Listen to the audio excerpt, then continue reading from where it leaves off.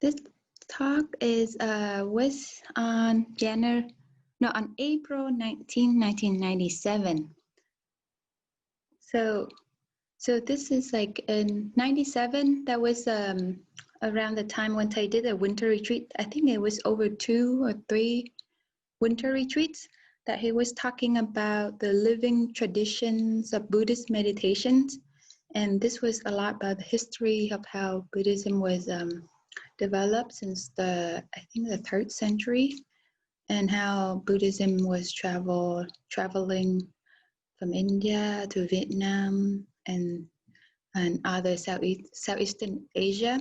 So in this third part of that arc, Thay is talking about the how the Plum Village practices came to be. So focusing on the very main Plum Village practices. So, and I think this is a very foundational thing for us to know, to kind of see not just to really deepen what are the core practices of Plum Village, and to understand what's behind that as well. And this talk, the title of it, it says Tịnh khẩu ngồi yên. Tịnh khẩu means to purify the speech, and ngồi yên means to sit still.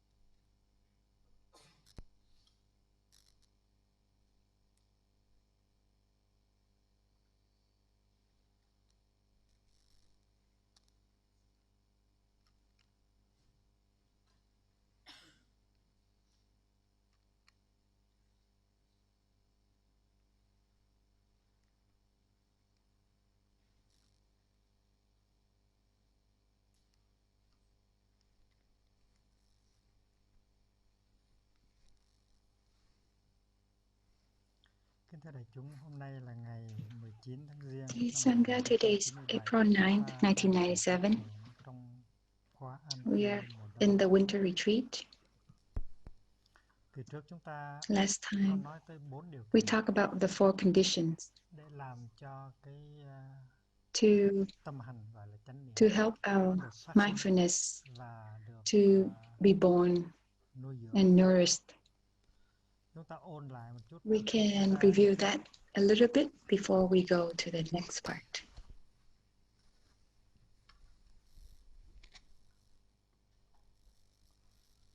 Trước hết á, là chúng ta có First of all, điều kiện gọi we là nhân duyên. We have this thing called duyên, or it means condition, nhân duyên. Và mình có thể dịch là we can seed translate it seed condition as seed condition hay là root condition, or root seed conditions. condition chắc hay hơn. Seed condition seems a bit better.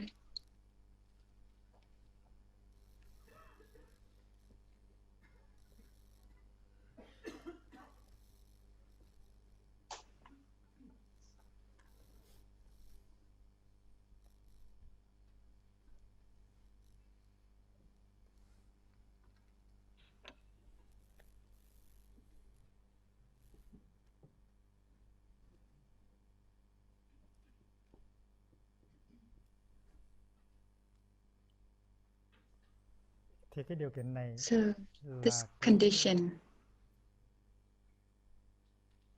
một cái khả năng, is an ability, một cái thói quen, is a habit, một cái tiềm lực is a potential mà ta chưa thấy. that we haven't seen yet. Và khi nó phát hiện, And when it's expressed,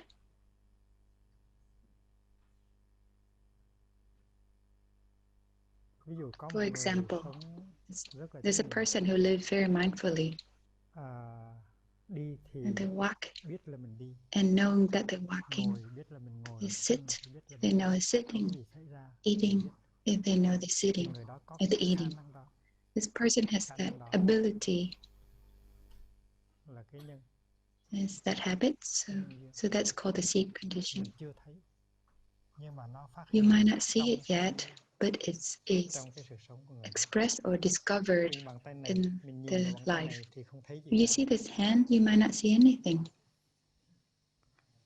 Có thể thấy nhiều You điều, might nhưng mà see có một điều mình không có many nhìn thấy, things, but something tức là you won't see, khả năng viết chữ such nho. as the Mình đâu có thấy. ability to write calligraphy. Nhưng mà biết rằng trong cái bàn tay này You know nó that có in cái this khả hand, năng viết chữ nho. it has the ability to write calligraphy in Mình đâu có thấy gì đâu. Sino-Chinese. Nhưng mà But nhờ you những see cái điều this, kiện you khác, don't see it. thì khi mà cầm cái viết đó, So because of many cái bàn tay nó conditions, viết thành chữ nho. when I hold a Là pen, sinh tử. I can write in Sino-Chinese, Mình thấy. and then you can see it. Ở đây không có thấy. Here, Thành ra you don't see it. cái tiềm lực đó, So that cái khả năng potential, đó, cái thói that quen đó, ability, cái tài nghề that đó, habit, nó có trong that mình, talent is nhưng mà nó within không có here, phát hiện. but it's not expressing. Thì một người sống có chánh So a niệm person who thì lives đi một cái là mindfully, có chánh niệm, hay là with uống each trà một cái steps, thì uống có they chánh niệm, step là tại vì mindfully người or đó có drink cái tea thói quen mindfully. chánh niệm, Because that habit, the nó person có has cái that khả năng habit chánh niệm, of nó có cái mindfulness, tập khí chánh niệm. the habit Tập khí là một energy, cái thói quen, that một cái potential lực có chánh niệm. of mindfulness. Mà trong đời sống hàng And in ngày our mình daily tu học life, mình in our practice, đúc we shape and mold cái that khả năng đó. ability. Vì vậy cho nên So có that's chánh niệm why rất dễ. it's very easy to have mindfulness. Nghe một tiếng You hear chuông, a bell, nghe tiếng đồng hồ you reo, hear the chime of the clock, hay là thấy một cái gì đó thì or tự you nhiên see có chánh something, niệm liền. and all of a sudden we have Cái mindfulness. đó không phải là tự nhiên mà nó It's có, not mà that nó it's có natural. do cái sự It's there bồi đắp, because tu of luyện. your way of molding, shaping, and training it and practicing. Nó tiềm tàng ở trong It's con người của potential mình. within our, Đó là những hidden within ourselves. Nhưng mà chúng ta biết rằng chánh niệm bao giờ But cũng you là chánh know, niệm về cái gì. we know that mindfulness is always mindfulness about something. Cái này tức là cái nhận thức căn bản This is the trong một cái thuyết triết học basic gọi là hiện tượng luật. concepts Phenomenology in phenomenology. là conscience c'est toujours conscience de quelque chose. Ý thức bao giờ cũng là ý thức về It's always gì. aware of something. Giận nghĩa là giận cái gì. Or angry, Thương, angry at something. Chánh niệm Love something. luôn luôn là chánh And niệm về cái gì. mindfulness Chứ is không thể có always chánh niệm. mindfulness about something, not just Thì mindfulness only. khi mà cái điều kiện nhân When duyên the condition, the seed conditions, và nó có cái điều kiện thứ and hai there's là a second condition, it's called sở duyên. Mà Sở nó gặp duyên nhau. duyên. And when these two conditions Sở duyên meet mình each dịch other, là object you condition. can translate sở duyên duyên as the object condition.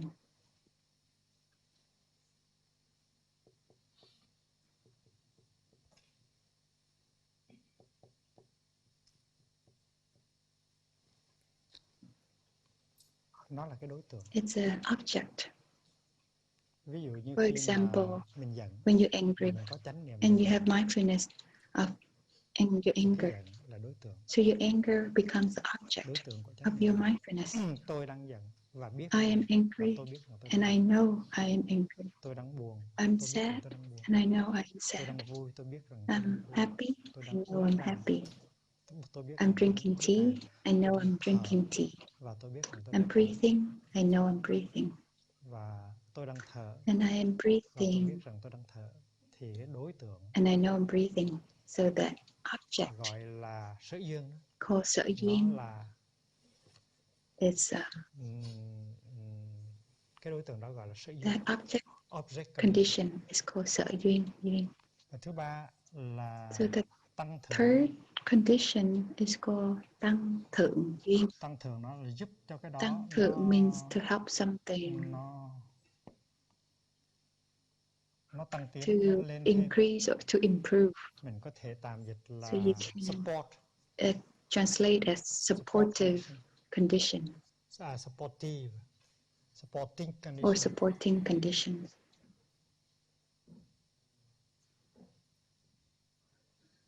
Support cũng được. Or you can say support only.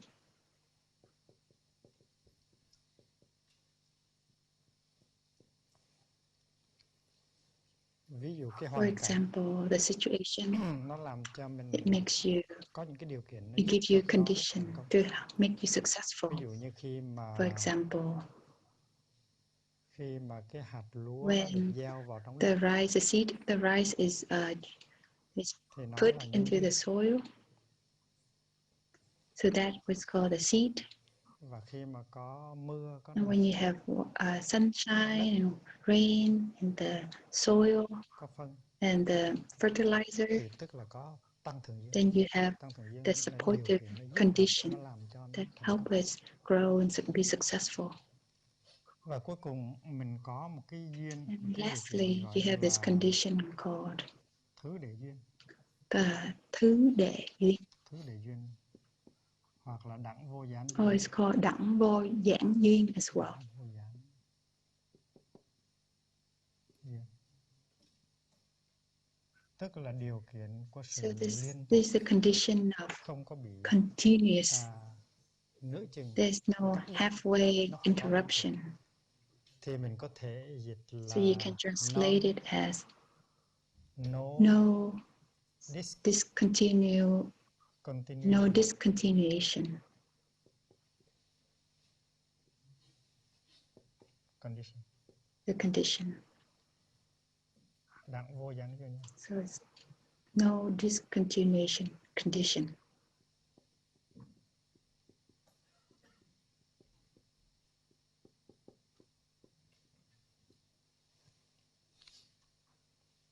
Vô gián là không có Vô gián, it means non-stop, no interruption. Rất là quan trọng. It's very important. Vậy thì bây giờ mình có một cái So now niệm. you have mindfulness. Một cái niệm. Mindfulness. Hôm trước mình nói là previously we said niệm hơi thở vào. Mindfulness of your breath, right? Niệm hơi thở vào. Hơi thở vào. So that's the in-breath. Niệm hơi thở vào. And that's the mindfulness of the in-breath. Là nhân duyên. So that is a seed condition. Cái này là phát sinh ra từ and it's born from the seed condition. Và cái này là phát sinh ra từ sở duyên. The in-breath, that is from the object condition. Cái khả năng chánh niệm ở trong con So người your mình, ability, your mindfulness ability inside you, nó là cái nền tảng, is a foundation to create ra cái chủ thể, the object, the subject. Cái hơi thở vào And mình your đang thở in-breath vào là nó là điều kiện is a condition để phát sinh ra cái đối tượng to create và the cái object. niệm hơi thở này nó chỉ And this mindfulness, tồn tại the trong in-breath, tích tắc mà it's only there for like cái sát na mà the second, an tôi đang thở instant. vào, biết là tôi Breathing đang thở in, vào, nó chỉ là một I tích tắc know I'm thôi. breathing Nhưng mà in. tại vì It's nhờ only có in an cái instant. but because đặng vô gián you dứt. have this no discontinuation condition. That's why you're able to Và mình continue nuôi dưỡng được cái niệm suốt and to ở trong nourish your cả cái mindfulness hơi thở vào. throughout the whole in-breath. Thì đây là một cái niệm. So this is one mindfulness. Rồi nối tiếp với cái niệm And đó có cái niệm continue with that mindfulness. There's another cái niệm thứ mindfulness. ba, niệm thứ And then tư, the third mindfulness, fourth niệm thứ mindfulness, sáu, sixth niệm mindfulness, thứ bảy. seventh Rồi mindfulness. mình nhìn thì mình thấy có một cái And when dòng you see, it seems nó like there's a flow, nó kéo dài. continuous flow. This Và cái này mình keep gọi là going. niệm hơi thở. So this is what Nó you nhờ call có cái thứ đại duyên the là cái điều kiện không continuation. tại vì mình có thể This condition of có chánh no niệm về hơi disruption. thở, nhưng mà chỉ trong một You might vài have mindfulness sát of na your thì mình breath, ngưng lại. but it could be for a Mình few phát niệm. instants. Cho nên cái điều So kiện this đặt vô gián duyên là rất condition quan trọng. of no discontinuation Làm thế nào is để very duy trì cái important. niệm và đừng How cho do you nửa chừng maintain đứt that và cái phương mindfulness pháp hay and nhất have no disruption? So the best method là is nuôi dưỡng hơi to thở. nourish your Tại vì hơi breath, thở chánh niệm còn because thì chánh niệm nó còn. if the Cho nên chính mindful ăn breath, của ý rất quan if trọng. it's there, Người then tu your rất mindfulness biết is tin there. ăn của ý. Thì So e rằng tu the không được. Anapanasati sutra is very important. If you're a practitioner and you don't Thành use ra it, then niệm hơi I'm thở afraid là một cái you won't be dòng niệm, successful. chứ không phải là một niệm. So Một cái dòng niệm, mindfulness of the niệm breath nào is a whole flow liên tiếp of theo cái niệm mindfulness. khác. Nó One mindfulness miên mật, continues nó không after có another khe mindfulness. hở ở giữa. There's no Cái đó gap gọi là miên mật. in between. That's called mingmao No as well. discontinuation.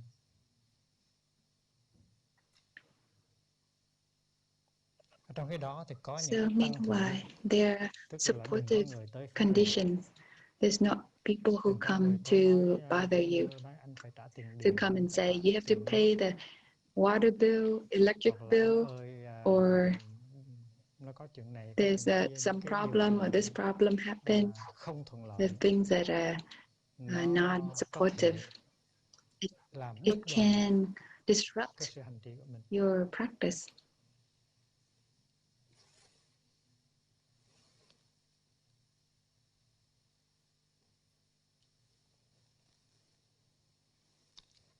Cái tăng thường duyên này nó có hai So loại. this kind of supportive condition, there are two types. Một gọi là thuận, One is called favorable, thuận. hai là The nghịch. second one is nghịch, which is non-favorable. Khi nào mà những cái điều kiện When mà nó thuận lợi the cho mình condition of thì nó giúp favorable cho cái chánh that niệm helps đó your nó mindfulness liên to tục become vận hành. continuous and strong. Và khi không có những điều So kiện when đó you don't have thì those nó không có được liên tục, conditions, không có được then it's not phát triển. continuous and it's not Thường thường being chúng ta nghĩ như supported. vậy. So that's what we Nhưng mà usually có những think. cái lúc However, there cái are tăng thường duyên times đó nó lại that là nghịch tăng thường duyên, supportive condition can be nhưng mà cũng non-favorable, là tăng thường duyên. but it's still a supportive condition.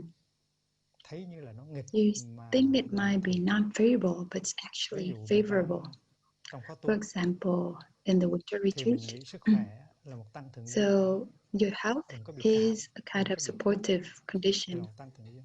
You don't want to get sick or Nhưng the lỡ mình flu. bị cảm bị cúm So what if you get thì ban sick? đầu mình nhìn cái cảm và cúm đó At là first, you một see being sick cái chướng ngại, as a challenge, a difficulty. nó là không phải là tăng That thường duyên. is not a Nhưng mà nếu mình là người supportive giỏi condition. But if you're a clever thì mình có thể practitioner, nắm lấy cái nghiệp you tăng thường duyên can đó, use tạo nó that thành một cái thuận tăng thường duyên. non-favorable condition and make it a favorable supportive Ví dụ như condition. mình nói là For example, trời mới you hồi say, sáng "Oh, this morning trời nắng đó it was và mình đi thiền a hành lot sung of sướng như vậy. warm sunlight, Và buổi and I was chiều trời doing lạnh luôn walking và mình đã bị meditation cảm rồi. Nó vô happily. thường quá. And in the afternoon, it was raining, and I got sick. It's so Mình chỉ có impermanent." một tuần lễ And we have ở trong khóa tu only này thôi. one week left in the retreat.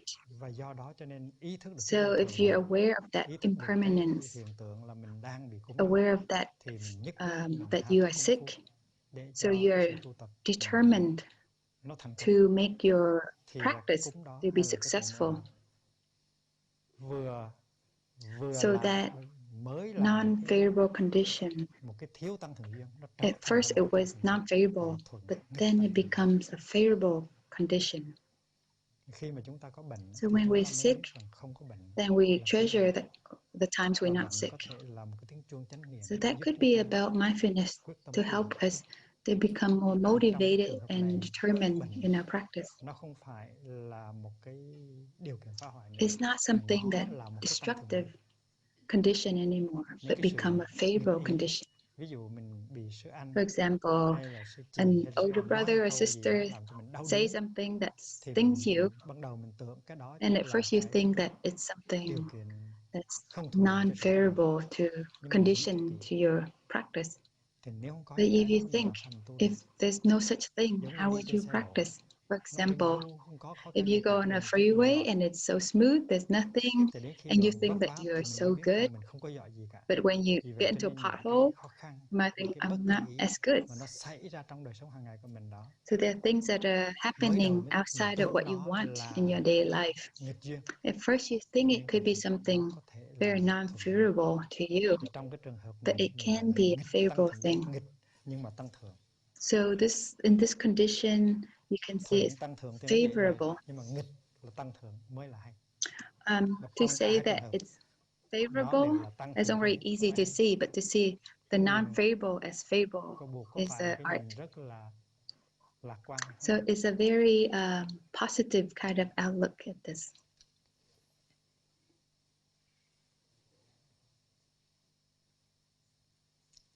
Usually we think if it's non-favorable, how can it be supportive? But yes, it can be supportive.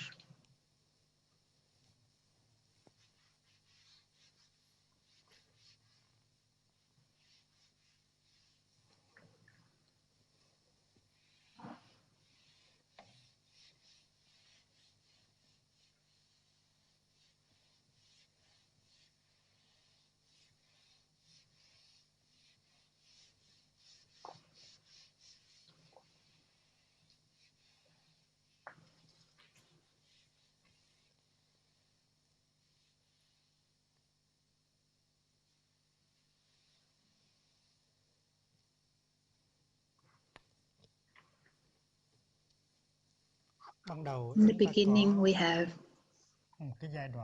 this process, physiological process. So this is an eye. This is a candle. So this process is called, it's a biophysiological process.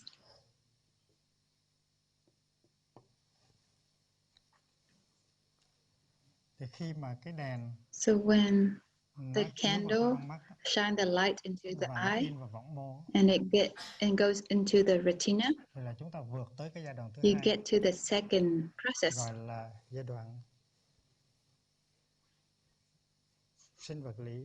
It's called a physiological process that's more refined, more sensitive.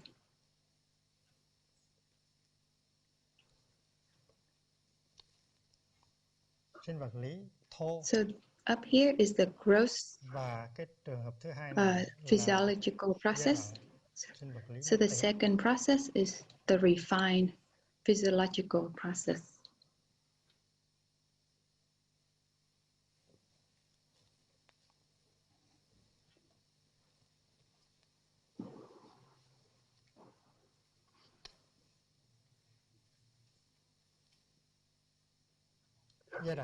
The second process, this is not just the eye anymore, but this is the retina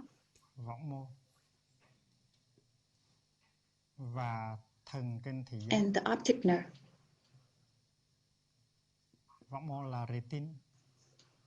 So võng mô is called retina, and thần kinh thị giác is the optic nerve. Nerves. So the retina Và cái thần kinh thị And the giác optic nó vẫn nerve còn là sinh is lý, still a part of the nhưng mà nó không có physiological phải là process, thô sinh but lý, it's not gross process mà nó anymore, là sinh lý tế but nhị. it's a refined or sensitive physiological process. Ở giai đoạn này không còn And là giai đoạn vật this lý process thô up nữa, here is not mà là just vật lý tế nhị. Cái này a là cái hình gross ảnh, cái hình ảnh physical process, but chút ngược here cái đàn this is thầy gross, ở trong Phật a giáo. refined physical process. So over here you have an upside down image of the candle. Thì so với cái hình ảnh So when này, you compare hình ảnh this này đã là image tế rồi. to that image, it's only a change. Và sang cái giai đoạn thứ hai, And the sang cái giai đoạn second thứ ba, process, the third process, thì nó trở thành ra it becomes tâm. the mind.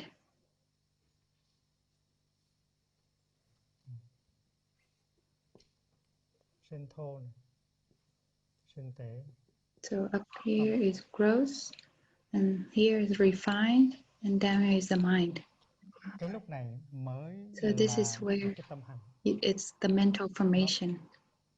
Sau khi đi qua hai giai After đoạn you go sinh through the lý vật two lý, một processes, thô một tế, thì bây giờ cái tâm hành nó gross and motor, and cái now tâm it's hành này gọi là niệm. going into the mental formation. So this one is called Và mình mới có mindfulness mental năng formation. và sở, And you have năng and sở, tức là chủ thể which và đối means tượng. the subject and the object of mind. Tôi đang thở I'm vào breathing in, và tôi biết and I rằng tôi know đang thở I vào. am breathing Đó in. là cái niệm, đó là cái tâm lý. So that's the Tâm lý này nó đã psychology. thoát khỏi cái It giai just đoạn escaped from that của process, sinh the vật lý physiological tế nhị process. mà thôi. Nhưng mà nó còn But it's dựa trên still cái based cơ sở on sinh the lý. mechanics, the framework of the Tại vì nếu không có biophysiological thần process. kinh thị giác, nếu không If có you vỏ don't have đo, the thì retina cái or này không optic có thống nerve, trị được. then you can't Cái have này this là một trong những cái part down here. cái So these are lưng tựa, these are foundation, the sở support for cái sở y the mental formation. cho cái tâm này.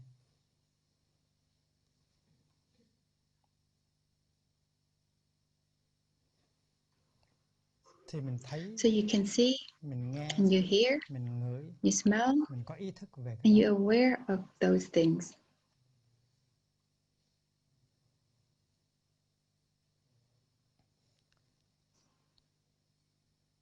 Đây là mình đứng về cái phương This diện is hoàn toàn gọi in là cơ giới mà looking at nói. this as a Mechanistic mechanistic mà nói. view, Đứng về phương diện and looking at tâm lý the thì nó psychology. là tại vì khi mình When we see một cái something, gì, hay là mình nghe I một cái hear gì, something, hay là cảm cái gì, or feel hay something, là chú ý tới một cái gì, or pay attention to thì cái something, đối tượng đó so that nó có thể object không còn là nguyên may vẹn not như be là nó phát hiện ra, fully mà nó được nhuộm as cái màu when it của was cái kinh nghiệm. expressed, but it's dyed by the color of Tức your là mình đã experience. có những cái kinh nghiệm, You have những cái these hình ảnh sâu xa ở experiences trong tâm thức that's mình. already in your mind. Cho nên khi mà cái này So vừa mới when hiện ra this cái just start to là appear, những cái kỷ niệm trong cái tâm của chúng and ta the đem màu ra concepts, nhuộm cái ideas hình in your để mind cho nó được will nguyên vẹn. color that Ví object, dụ như so it mình won't be thấy cái người đó, the same. thì đáng lý là For nếu mình example, thấy cái người đó lần if you đầu see a person, if you see the person for the và first mình time, chưa có cái thành kiến and you gì don't have về any người đó, strong opinions about that thì người person, đó có một cơ then that hội person để has that hiện ra với tính cách chance khách quan to của người đó. manifest as who they are. Nhưng mà tại vì But mình đã because biết, we already đã know có that cái hình ảnh của người đó person rồi, and have thì mình opinions đã about that thương người đó rồi, person, or you might love that mình đã person, ghét người đó you rồi, might hate that person cho nên already, mình đã có you already nước thuốc, nước have these màu dye hồng hay là màu đen it sâu could be sắc the trong mình. pink dye Cho or the nên black khi dye mà within you already. cái hình ảnh người đó So vừa when the mới phát image hiện of that person từ cái is cơ bản sinh lý expressed from the tế nhị của mình physiological ra, aspect, thì mình vội vàng and then mình you dùng cái nước thuốc suddenly màu của nhận thức you mình you về nhuộm you use nó that thôi, làm cho color nên cái nhận thức from your mình nó không còn perceptions. khách quan nữa. Thấy cái người So đó tự you nhiên see thương that, quá, you see a person, all of a sudden you really thương quá you rồi really mình love không that có sáng suốt person, nữa. Hay là you thấy người lose đó tự all nhiên your sùng sình nổi clarity, rồi, Or you see this person and all of a sudden you get mad even though this person hasn't done anything yet. So that color perception is already there in your mind. So this side is the side of the consciousness, subconsciousness, that it colored your perceptions or colors of things that are arising within.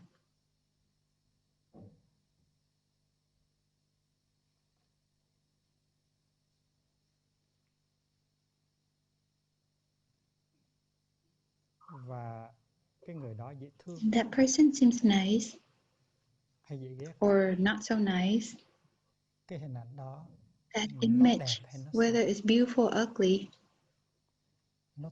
it depends a lot in your subconsciousness, in your experiences, in your perceptions that you already have within you. So you practice this method of simple recognition is so important. So you let this object of mind, this chance to appear in its own self-nature, and you don't put the color of your opinions already in your mind on top of this object. So this is what you practice, simple recognition.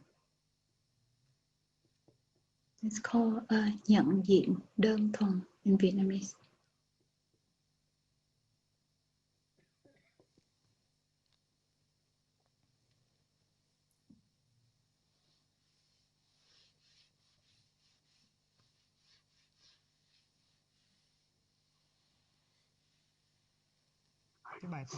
The first exercise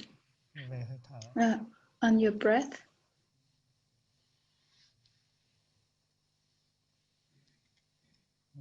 that the Buddha has given to us is breathing in.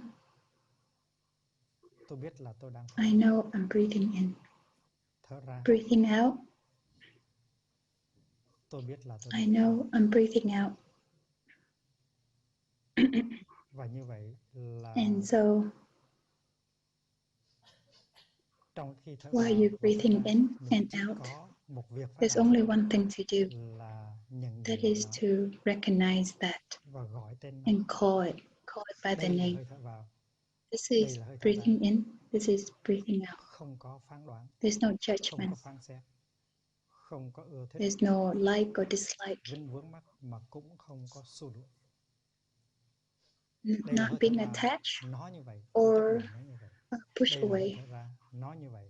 Breathing in, I accept this is the in-breath as the way it is. And same with the out-breath. There's no attachment to it or no pushing away from it.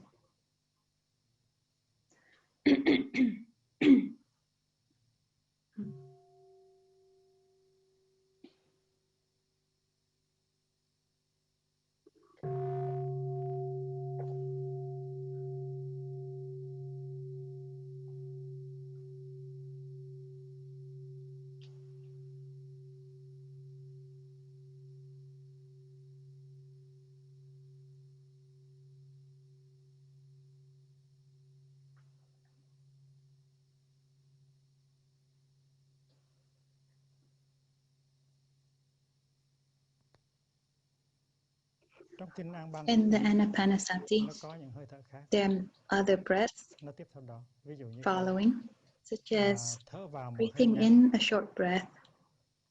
I know I'm breathing in a short breath. Breathing out a short breath. I know I'm breathing out a short breath. Breathing in a long breath. I know I'm breathing in a long breath. Breathing out a long breath. I know I'm breathing out a long breath. This is important because you might think that the Buddha might tell you that you have to focus on breathing a short breath or focus on breathing a long breath. This is not right. You're trying to make your breath short or long, depending on your will. This is not right. So those two sentences, breathing in, I know I'm breathing in a short breath, and a long breath. It's just simple recognition. If it's a short breath, you know it's a short breath. And you do not have any intention to make it different. If it's long, then let it be long. Just know that it's long, but do not have any intention to make it long. So that's important. That's simple recognition.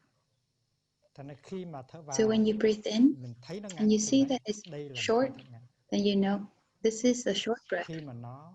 When it's in breath that's long, then you know this is a long breath. That's all.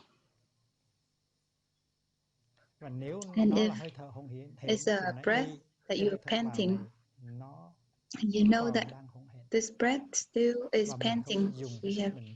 We don't use our strength to push and mold it and force that breath. No forcing, no intervention.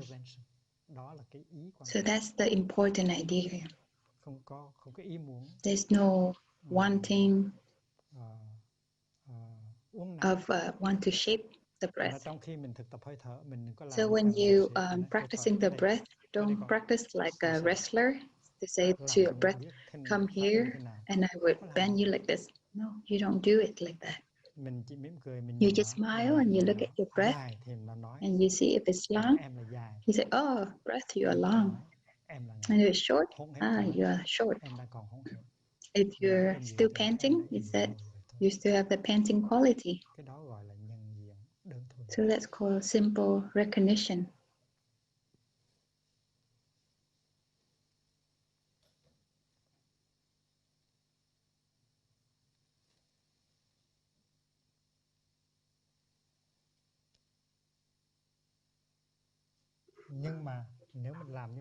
And if you're able to do that for a few times,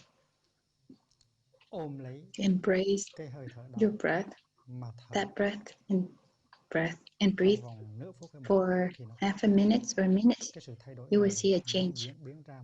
And this change happens very naturally. If we can help our mindful breath to be long, to be continuous. So from this mindfulness, it will generate this energy of mindfulness.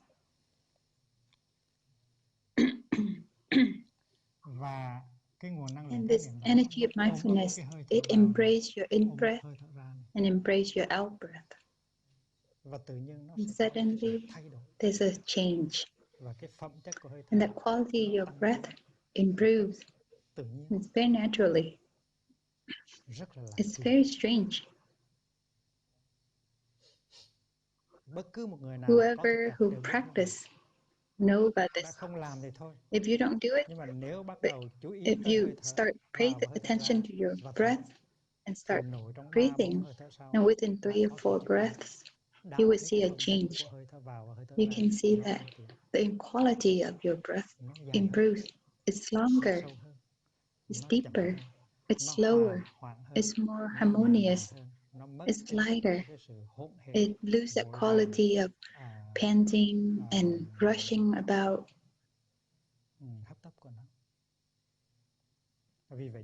So that's why this practice of breathing in and out, deep and slow, you have to know that breathing in, I know I'm breathing in. Breathing out, I know I'm breathing out. And you practice like that for a few minutes, and all of a sudden you see that your in-breath becomes deeper and your out-breath becomes slower. And when you go to the second exercise, so the deep breath, it means right now I just feel that the breath is deep and slow. It's slow. So it means you don't try to like breathing in and try to make it slow or try to make it Vì vậy deep. cho nên chúng ta không có thực tập vào So we don't breathe sâu in, chậm. Chúng out, ta không thực tập deep, như vậy. slow Chúng ta like cứ that. thực tập vào ra đi. You just practice Vào in ra, and out vào ra. Một hồi nào for đó a while, thì ta nhận thấy rằng and you cái hơi thở vào certainly ra notice nó that bắt đầu chậm lại, your breath become sâu lại. deeper and slower. Thì lúc đó ta dùng cái bài sâu So chậm. that's when you Thở switch vào, to the deep hơi and biết slow vào đã sâu. exercise. Thở ra, tôi thấy Breathing hơi in, đã I sâu. know that my in breath is slow, is deep. Thở vào, biết thở vào.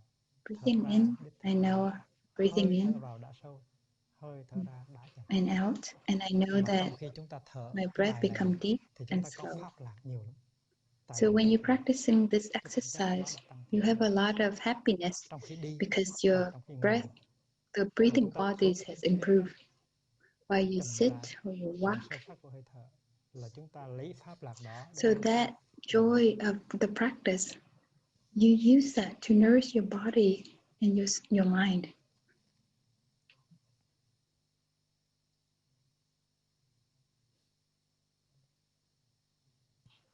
thở vào. Breathing in, Tôi thấy khỏe. I feel well. Thở ra tôi thấy nhẹ. Breathing out, I feel light. Khi mà cái phẩm chất của When hơi the thở nó nâng quality of cao the rồi breath has thì improved, cố nhiên khi mình thở vào thì then mình thấy when khỏe. you're breathing Thở in, you ra feel the mình cũng thấy well-being. khỏe. And breathing out Thở vào thấy nhẹ, and thở in, ra cũng thấy nhẹ. you might feel it's light. Và như vậy cái lạc thọ này And this nó cũng có tính cách joy có công năng of the nuôi dưỡng cái practice thân và cái here tâm của also mình. has that it can nourish your body and your mind. Trong kinh In the Anapanasati Anapanasati sutra, có cái bài kệ, there's this có cái bài tập là thở vào. exercise, breathing in, Tôi làm an I tịnh calm cái tâm hành của tôi, my body, cái my thân whole hành của tôi. body. Thở ra tôi làm Breathing an out, tịnh cái thân hành I của tôi. calm my whole body. Thở vào tôi cảm Breathing thấy in, I feel mừng vui. Thở ra glad, tôi cảm thấy feel mừng vui. joyous. Những cái Breathing bài out, tập đó I feel đều là những bài joy. tập có công dụng nuôi dưỡng And cái these thân are all và cái tâm của exercises mình. that can nourish your Cho body. nên thiền tập trước hết nó có công So dụng meditation has that usefulness of nourishing.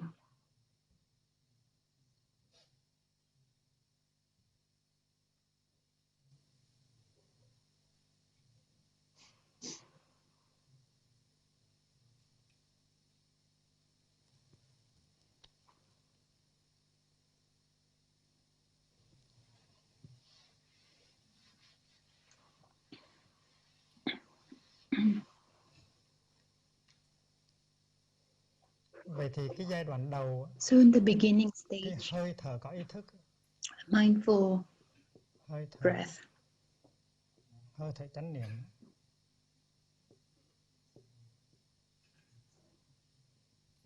nó chỉ là đơn it thuần was thôi, just nó chỉ là simple. hơi thở thôi.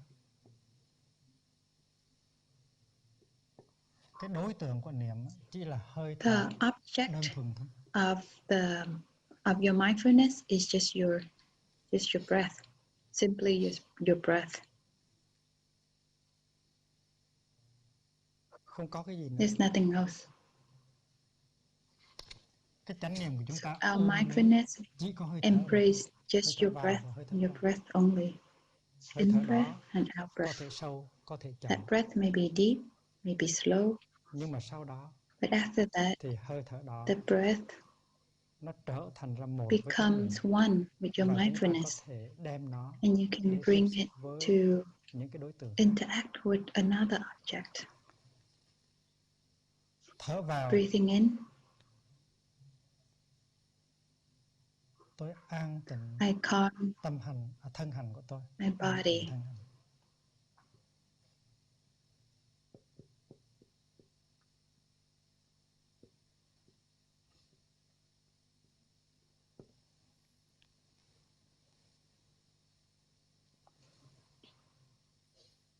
An tịnh tức là làm cho Tịnh nó means to make it yên, still, nó lắng lại. to settle down.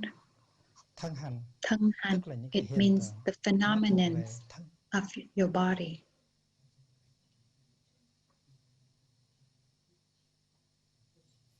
Nó đối với tâm hành. It's the opposite to the mental activities.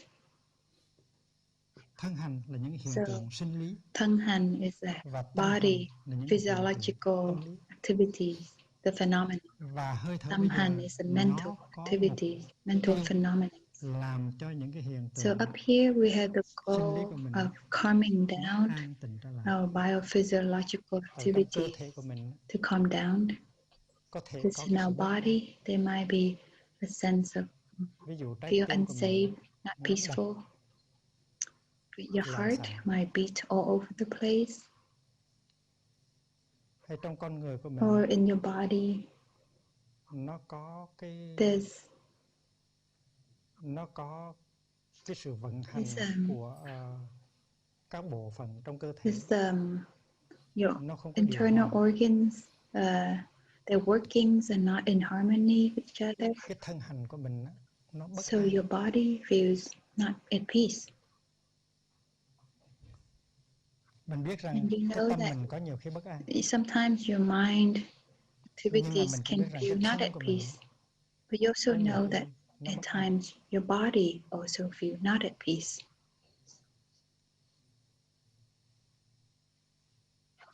Even though you sit as if you're sitting still there, but your body might not be at peace.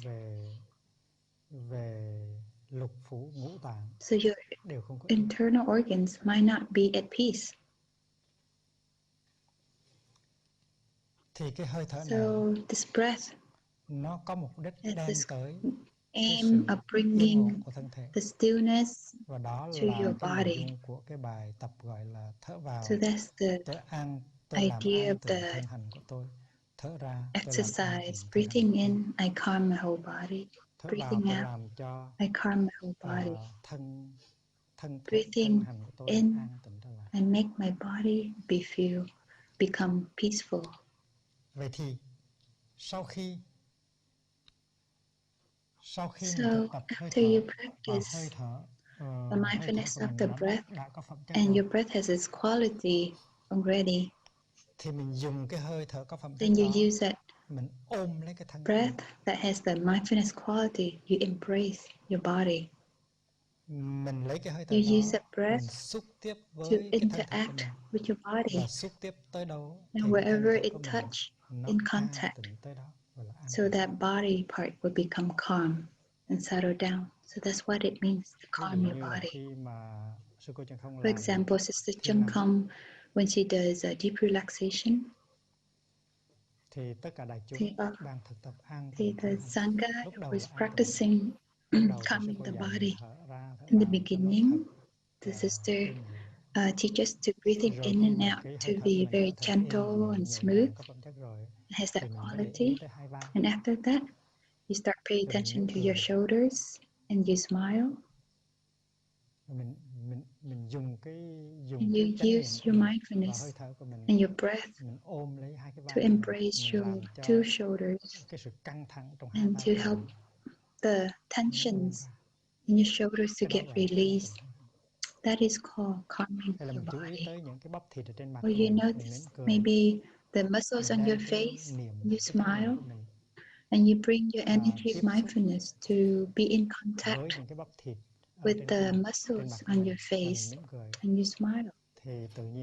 And all of a sudden, hundreds of muscles become relaxed. And your smile, it can break apart. It can dissipate all the tensions on your face. Maybe that your eyes can be very tired. The eyelid seems very tired. And there's a tensions in your eyelid. So at that time, you bring your mindful breath and you smile. You bring that to your eyes and you embrace it. And just like that, you breathe. It's like you bring your mindful breath to hold and to hug your eyes. You breathe for a while like that, and the tensions in your eye will dissipate.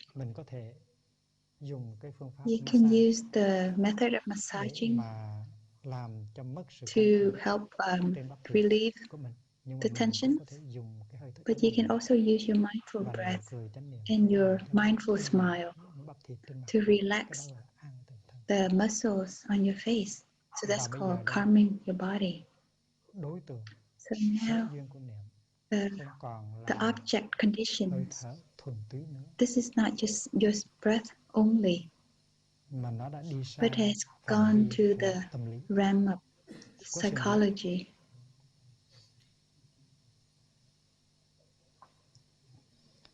In the Thân Hành Niệm Sutra, if you wear a robe and it covers you from your head, your toe, to all the way to your toes, so it's the same. You use your mindfulness to hug and embrace all of your body and let your body become settled and calm and be peaceful again and be relaxed. So that's what it's called by calming your body. In this practice, you do it while you in the lying down positions or in the sitting positions. So that's a practice of compassion and love already. So from the simple mindfulness breath, you go to this stage of embracing the activities of your body. The object of your mindfulness is not just the breath, but now it's the body, activities of the body. For example, you have a car, and this car is used to carry the building materials. In the beginning, it was only mindfulness, but now it's mindfulness carrying with it the body activities.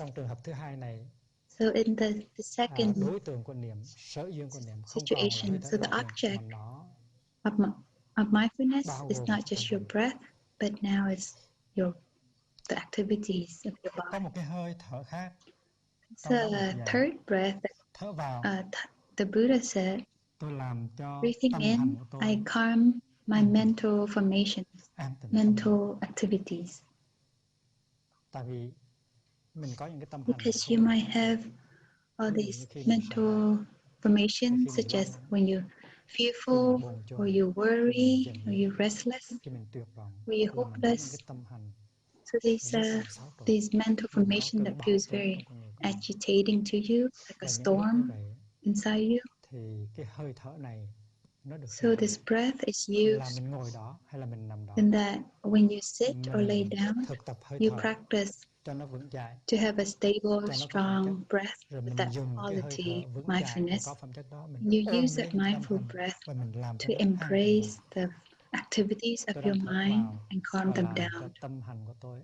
Breathing in, I calm my mental activities.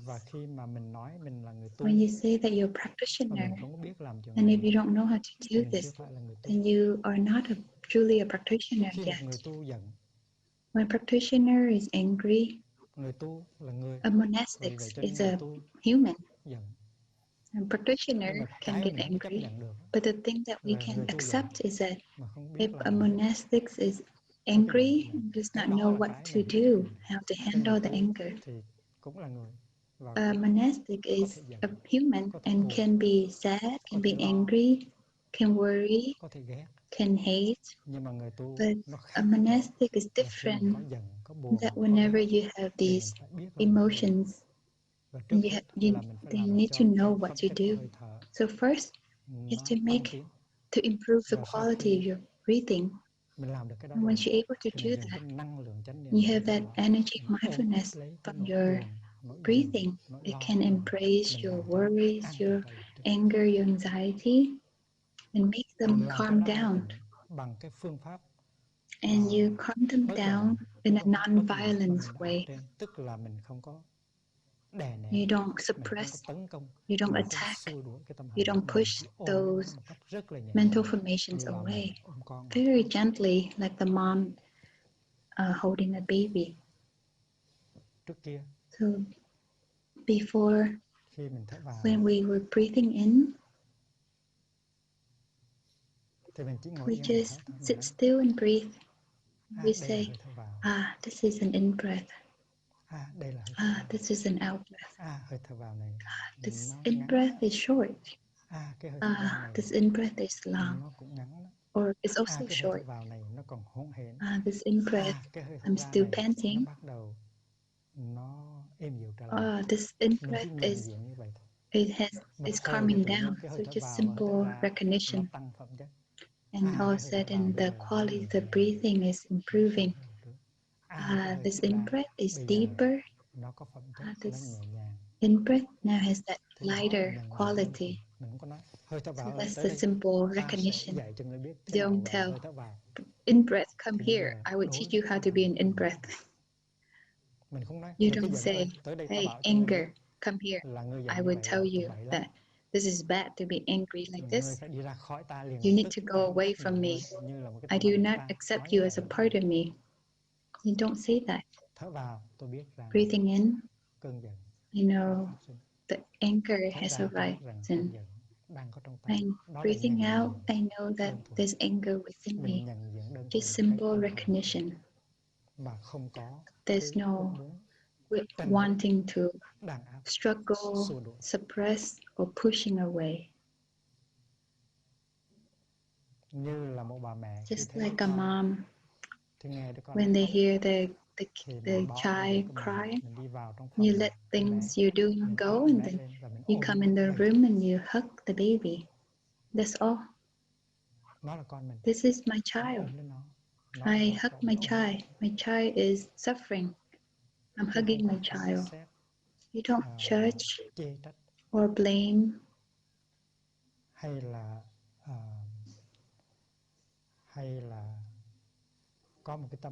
or have any other ideas on that.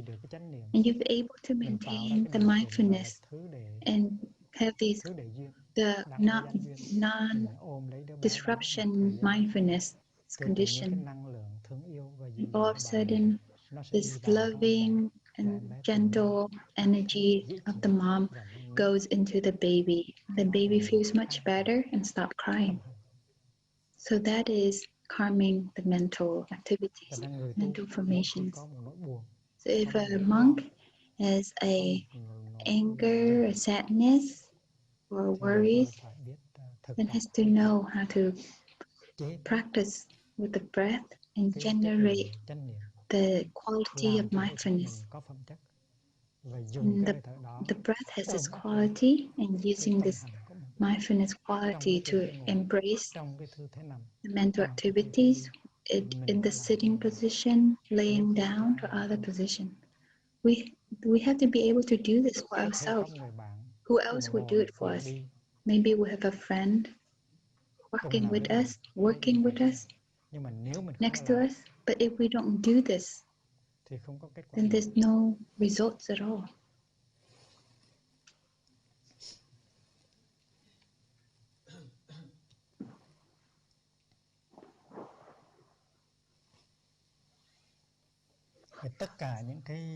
So all of them, all the things that we just talked about, it's in the realm of stopping. Chỉ, it means to settle, to make it peaceful and still, to make it stop. It means to settle down, to calm down.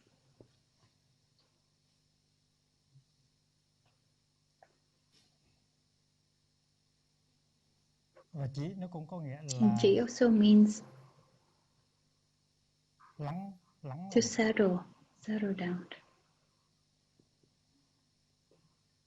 Still. Be still. Stillness.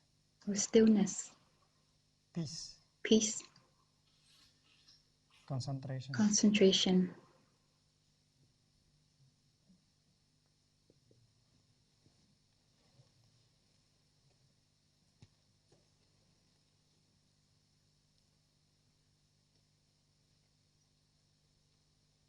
Vì vậy cho nên khi mình đi thiền hành, So that's khi why mình ngồi thiền, when you do khi mình working thở, meditation, tất cả sitting đều là meditation, với mục đích they're all là with the goal làm cho nó lắng lại, of making it làm cho calm nó êm down, dịu lại, to be làm cho nó still, ngưng lại, to stop. bằng cái phương tiện được gọi là This nhận diện đối method tượng, of simple chứ không phải là recognition. bằng cái phương diện là can It's thiệp, not by mà the là method of nhận intervention. diện đơn thuần. So this is simple recognition. Nó khác với sự đàn áp. It's different with suppression. Nó khác với sự đàn áp.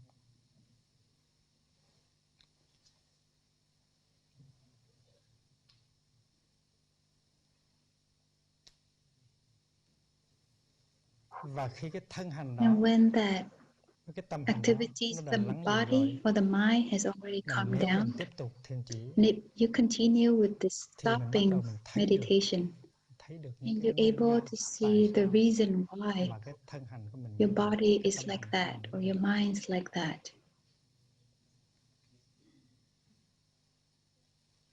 Cũng như là bà mẹ sau khi Like the ôm đứa con, mother after sau khi bà she ôm hugs lấy the đứa con baby và đi vòng and một vòng, walks hai vòng, thì phải khám phá around one round to two tại rounds, sao and đứa she con discovered này why nó khóc, her baby có was cái gì crying. làm cho đứa con này Something was making the baby ví dụ cry. như là cái tã quấn Maybe không the có chặt, diaper was too hoặc tight, là em bé or đói, the baby was thiếu sữa, hungry, hoặc not là nó having đang bị milk, sốt, or the baby thì was bà mẹ sick. trong khi làm So the mom, cái việc why an tịnh, she's calming the baby, thì có thể dùng cái sự chú she ý của can mình use her để nhìn vào tình trạng focus và and to khám look phá ra into the cái lý do tại conditions sao em bé khóc. and Thì mình cũng vậy. discover Đôi why khi the baby was mình làm cái crying. công việc an tịnh So thân why hành và are you tâm doing hành, the calming of thì your mình có body cơ and your hội mind nhìn sâu activities? vào, mình quán chiếu You had và the mình thấy chance ra to được look những cái nguyên do deeply and see the làm cho cái thân hành mình reason không why an it tịnh, making your làm cho cái tâm body hành mình not không at an tịnh. peace Cái or đó gọi your là thiền quán. mind not at peace. So this is the area Thiền quán of deep looking, Vipassana. vipassana.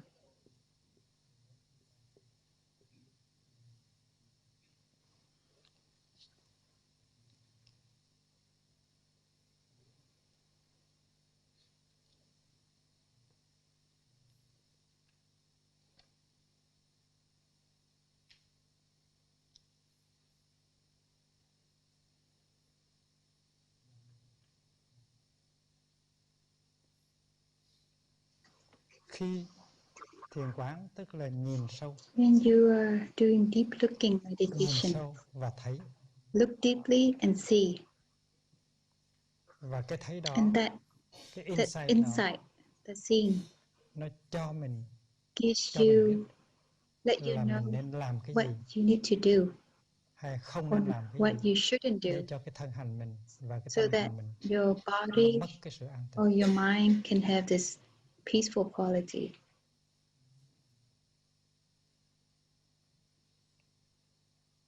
Và Buddha có And dạy the Buddha rõ taught ràng clearly that là thân hành cũng như là the tâm hành activities of the mind or nó được activities of nuôi the dưỡng bởi body những thức ăn. is nourished by the food. Thức ăn gọi là thực. It's called thực. Nếu mà mình cho If cái tâm mình hay cái thân you mình let your ăn một cái body loại thức ăn nào or đó, your mind eat a certain kind of food, thì cái thân mình tiếp tục có so những cái your body continues to have đau khổ, this suffering, có những cái bất an, this feeling of và cái tâm unease, mình nó tiếp tục and có những cái đau your khổ mind và có những continue bất to an. have the suffering and unease. Thì cái thấy đó So that và là tuệ, insight, that's the wisdom. nó cho mình nhận diện It được allows you to cái recognize bản chất của cái thực the phẩm mà nature mình of the trong quá food khứ that đã you nuôi cái thân ingest in the và cái past. tâm của mình. that you feed your body and mind. Khi mà cái tuệ đó phát sinh And when that thì mình chỉ cần insight làm theo is đúng cái tuệ đó. arise, you just need Tức to là know mình thay to đổi do what cái thức ăn, that insight thay đổi cái thức ăn. is telling you. So that means you Thì tự change nhiên your food. những cái khổ đau về thân, về tâm So nó the sẽ từ từ suffering nó in giảm your bớt. body, in your Cái đó mind gọi là will chuyển hóa. lessen. So this is called transformation. Hóa.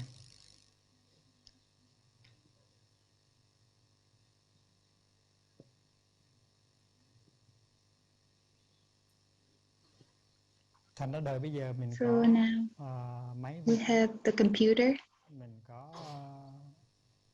bút, we have a pen, có mực, we have ink. mình có thể We're able to ghi chép write những cái gì mình thấy the things that we see trong cái khi thiền quán. when you are doing deep looking Và khi meditation. mà mình ghi chép rõ And ràng when như you vậy, write it clearly like thì that, mình mới thấy rõ ràng then you rằng can trong đời sống see hàng that ngày in mình daily đừng có tiếp life, tục I nuôi should nấng not cái thân và cái continue tâm mình to bằng những cái nourish thực phẩm độc my hại. body and mind with this toxic Và nutriments. nếu mình làm được như vậy thì If cái sự you're chuyển able to hóa do chắc that, chắn là nó đến. then the transformation will come for sure.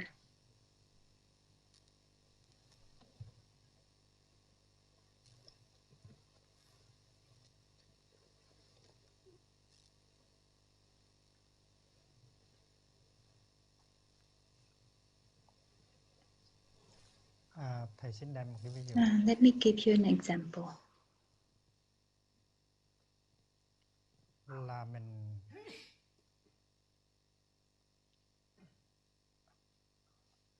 có cái lối nói năng. We have a way of speaking, tập khí nói năng. this habit energy of speaking Mà mình không có, that we can't, mình không có làm that chủ we được. can be in control of. Mình không có đủ sức We làm don't chủ have cho sự nói năng của mình. the power to Và control, vì vậy cho nên mình enough gây power ra to control our speaking. những cái đau And we khổ cause cho những người cùng sinh sống suffering với mình. in the people who live with us. Sau đó mình hối And hận. after that, you regret. Mình hối hận rằng You tại sao regret mình đã that. nói Why như vậy? did I say that thing? Tại sao mình đã hành Why xử did như vậy? I act like that? Rồi mình nói kỳ And sau you mình say sẽ that the nhất next định time, không có for hành sure, xử I như vậy, will không có not nói do như that vậy. again, Tại mình đã or làm say cho that nhiều người khổ. again. Và khi mà họ And khổ we thì mình cũng cause khổ luôn, khổ theo our đó. loved ones to Và ai suffer. cũng tìm And cách when they lánh suffer, nạn xa mình. we also suffer. And other people Rồi đôi try khi to mường stay tượng là away from họ us. tẩy chay mình. We think that they might be Hay là boycotting us, tại vì họ bị đau, but họ it's more sợ that tổn they mình are thôi chứ hurt không. Họ and they're cũng không muốn afraid, tẩy so chay mình. they run away Hay from là họ us. cũng yếu. Because the Thì đôi khi mindfulness mình có những cái tuệ practice giác đó. may be weak Mình biết như vậy. to Mình do biết that. là mình có tập khí And when you have không tốt. deep Rằng mình looking, đã you can làm lầm understand trong that, sự nói năng. we can see that we had Rằng mistakes sở dĩ người in ta our tránh né speaking. mình không phải là tại And vì the họ reason ghét bỏ why mình, nhưng mà tại vì people họ avoid đã bị us những is vết not thương tâm because sạm. they Mình hate biết us, hết những cái it's đó, because nhưng they're mà mình vẫn afraid of giận, being hurt again. mình vẫn nói như thế. We know that, but we Là tại still vì say cái these tuệ giác mà mình có hurtful đừng có things chịu, again. It's đừng because có chịu đem our ra cho inside, mình. we have that, but we don't take it and apply it. Thành ra không có sự chuyển So hóa. there's no transformation. Rồi mình thấy And you rằng tại see sao that, những người xung quanh mình how come the people around us, không có vấn đề, they don't have this problem, mà riêng mình but có. why is it that it's just me who has this problem? Rồi có khi mình cũng có And thấy rõ maybe ràng sometimes rằng you see that cái khổ của mình my suffering là không phải do người is khác gây not ra cho mình. because someone Cái else khổ của caused mình it. là do chính mình gây My ra cho own mình. suffering Đôi is khi mình thấy caused rất by rõ, me, mình có myself. cái tuệ giác đó. And you can see that clearly. Với vậy, Sometimes you have that mà cái tuệ insight, giác đó không có but đi sâu yet vào được trong con that người mình, insight và mình cứ cannot tự nhiên penetrate deep into your body. lên án But yet you cái người still kia, blame the cho other những cái người kia person là cái nguyên do and khổ say của that mình. the other Có person hai is cái. the reason for your suffering. Một là cái tuệ The giác two biết rằng things. chính mình làm cho mình One khổ. is the insight that knowing I am the Và one một who đằng causing my own thì lại có cái suffering. thói quen And mỗi khi mình second khổ is the thì mình cứ đổ cái lỗi cho habit người kia. energy of whenever we Hai cái suffering, đó we put the blame không có on the dính với other nhau được. person. Those two Cái này things không có chuyển hóa cannot được cái kia. go together. Là tại vì mình One chưa có thing hành cannot thức. transform the other thing. It's because we have Mình chưa có thức tâm. been determined to practice this.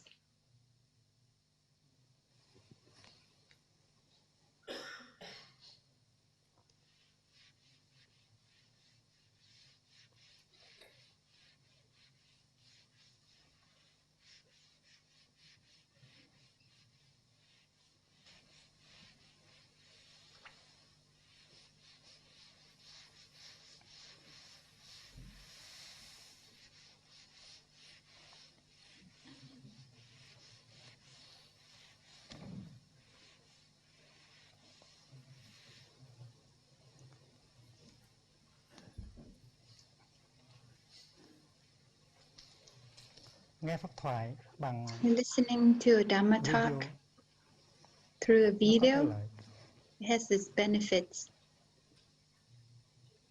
là biết chắc rằng những cái điều thầy You nói know trong for video sure không phải là the nhắm vào mình. things that Thay talks in the Tại video vì is not cái video aiming này at thầy đã nói cách đây 1 năm you, rồi. because in this video Nhưng Thay mà nghe only pháp thoại trực tiếp say this a year ago. But you're thì mình listening có to thể it nghĩ rằng những điều directly. thầy nói là đang You nhắm vào might mình đó. think that Thầy đang nói what mình đó Thay chứ không phải is nói ai hết. he's talking about Và me, ngồi trong not anyone else. pháp hội mình đau khổ. And you listen, and you're Mình rất sitting buồn. in the Dhamma hall, and you feel hurt Trong and khi you get đó thì angry. ngồi ở trong một cái pháp thoại là một cái hạnh phúc However, rất lớn. sitting Có inside thể là một hạnh phúc meditation rất lớn. hall in a Có Dhamma những người talk họ đi is a very 8 big, trăm cây số great happiness. tới để ngồi There's nghe people một who giờ pháp thoại. travel 800 miles to come Nhưng to còn mình hear đến giờ Dhamma pháp thoại mình talk. sợ. Thầy But with sẽ me, trong when pháp it's thoại thầy time sẽ for the Dhamma talk, I feel cạo fearful gió mình. because maybe Thay would say something bad about me. Và mình cứ ngồi với cái tâm niệm như vậy thành And trong you pháp keep thoại mình sitting không with hạnh that phúc gì cả. perception. So during the Dhamma talk, you don't have any Trong khi đó thì mình biết happiness. rằng However, you know at Đức Thế in that Tôn time, ngày xưa the nó có một cái Buddha tiếng nói gọi là back viên then âm, has this tức là quality tiếng of nói tròn. speaking Và khi mà round, thuyết pháp ra, người nào the cũng round nghĩ rằng sound.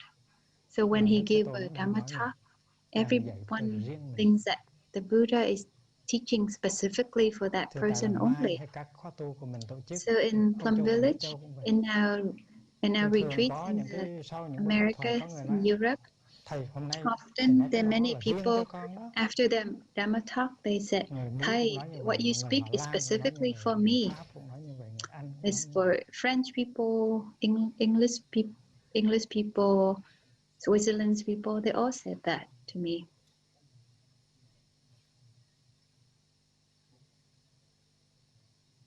Và rồi một cái chuyện mà mình ngồi trong And pháp thoại even mà mình nghĩ rằng thầy đang nói sitting riêng in cho a mình, Dhamma talk and thinking that Thay mình just cũng khổ talking bởi vì about mình me không có được only, hưởng cái pháp and thoại này. feeling the suffering from that, Rồi trong khi ngồi nghe pháp and thoại you nhiều, don't get the benefits from the Dhamma mình talk. giận. And then Mình during the giận Dhamma thầy, talk, you tại get vì thầy angry at nói về Thay mình ở because trong đại Thay chúng. is talking about me in front of the whole Sangha.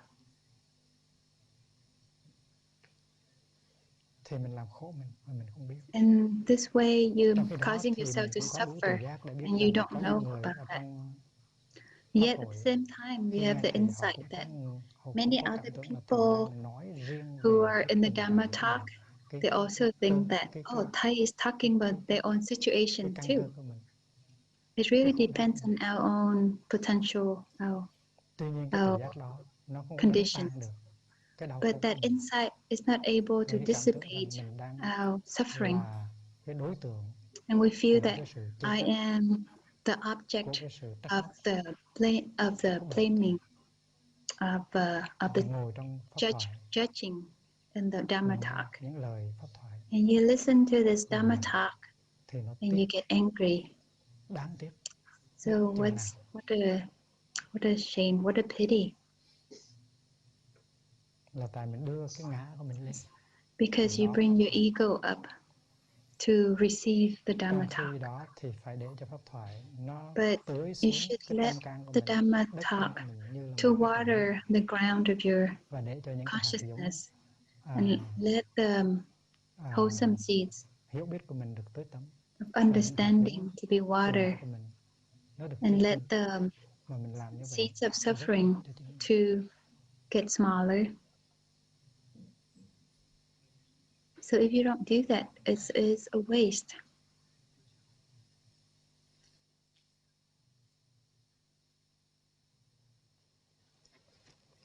Sở dĩ mà mình nói ra The reason that we say something, những cái điều the làm things anh mình, that em mình, can chị make mình your brother, your sister, đau khổ, your younger siblings feel hurt. có thể không phải là tại vì mình muốn làm cho người đó khổ. It may be that you don't necessarily Nhìn want lại to thì hurt mình thấy those rằng mình không có people. cái độc ác đó. You look at yourself and you think, Mình có I don't chú have tâm that làm kind cho of người khác khổ. cruelty. Nhưng I don't tại have vì that intention to do that. But because cái chất liệu the của đau khổ trong mình, tại the vì cái tập material of khí lâu suffering đời ở trong mình, inside me, because this long time habit energy inside me is so có strong. thể là mình không có trách nhiệm, không có chịu trách And nhiệm maybe thực thi đó. I don't take the Có thể mình responsibility tập for khí them. đau khổ đó And maybe đã được that truyền trao habit từ energy ông of bà, cha mẹ mình, hiện tiền nó nằm ở trong mình. difficulty has been Và mình không có biết cách transmitted xử lý to nó, us from không biết our cách ôm ấp previous nó, không có generation, biết cách our chuyển hóa nó. family, Cho nên mỗi khi and we don't know how to cái năng lượng handle đó nó it, trào how lên to là embrace mình it. không có ngăn So cản được, whenever that và mình cứ energy nói ra arises những cái lời, and you những cannot cái hành xử theo kiểu handle it, đó, and you keep làm cho mọi người saying xung quanh the đau khổ, things, để rồi sau đó acting, mình hối hận, doing the things mình that chịu makes thua trước. other people hurt, Thất bại này nó tiếp and you nối feel theo sự regret. thất bại khác. So it's one failure continues after another failure, Thì trong keep trường hợp đó mình continuing. phải làm cái gì? So in this situation, what do we do? Mình phải làm cái gì? What do we do? Nói rằng thầy không có chỉ bảo We cho say mình that những cái Thay phương pháp, did not teach nói me rằng the bản methods thân không có soi sáng cho mình to thì không handle đúng. it. We're saying that the Tại Sangha quá didn't trình chỉ shine bảo light và soi on sáng it nó xảy ra hàng ngày. because that's not correct. Because the teaching and the Nói shining rằng tâm light, thân it không happens có every day. thương mình. And if you say Nói that the rằng thầy Sangha ghét doesn't mình love me thì or không Thay đúng. doesn't love me, then that's not correct.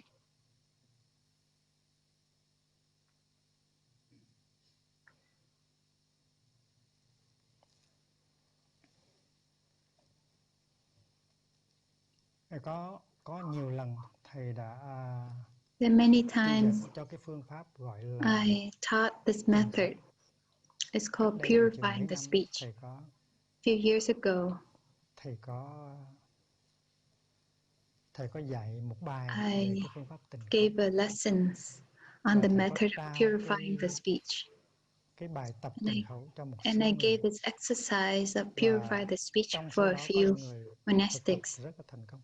And some Tịnh of khẩu them nghĩa là không nói. practice very successfully that method. Không nói không có nghĩa là Purifying the speech means đè not ép. speaking. Doesn't Nó mean sẽ that you suppressed that. không nói là tại vì sao vậy? Not Không nói là speaking tại because vì mình biết rằng nói có thể là I nguy hiểm. know that if I speak, it can be dangerous. Nhưng mà phương pháp tịnh khẩu này không phải But là the phương pháp method of đè nén, purifying the speech is not a way of forcing. mà là cái phương pháp rất hay để có thể chuyển hóa It's a được very good cái method khối to lửa help trong transform mình this khi nó bắt đầu nó dâng lên. Volcano Và mình of có thể chuyển hóa được fire nó từ inside chiều us, sâu. and we can transform from the depth. Thì cái phương pháp của thầy trao truyền nó như thế này. So my method is Là like mình this. có một cái We have this. Mình có một cuốn tập mình ghi lại We những điều have mình a muốn journal nói. that we write the things we Nhưng want mà to mình say. vì thực tập tịnh khẩu cho nên But mình because chưa we're nói, practicing hay là mình không nói. purifying speech, we haven't talked about it or haven't yet said anything Con người about của it. mình á, Our nó có hai body, phần, có cái phần dưới và our phần mind trên. is like this. Phần dưới With the nó có lower những cái part, nỗi khổ đau, that's nó có những cái all nỗi bực these dọc, nó có sufferings những cái and all the agitations những cái and tập irritations khí. and these Và khi habit mà nó nổi energy. lên cái And when they come thì up like this, nó đi ra they come out. bằng They come lời out nói, in ways of your speech, đi ra bằng cách hành xử. come out in the way that you act.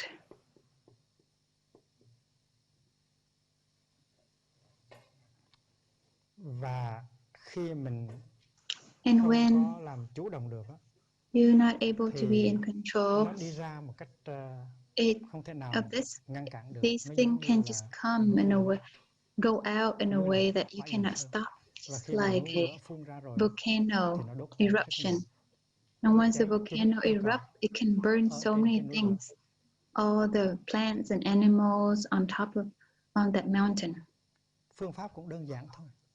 The method is very simple. Là mình xin phép được tịnh khẩu You ask trong to 10 ngày. be allowed to Không nói purify trong your 10 speech ngày, for 10 hoặc là days, nhiều hơn. not speaking for 10 days or more.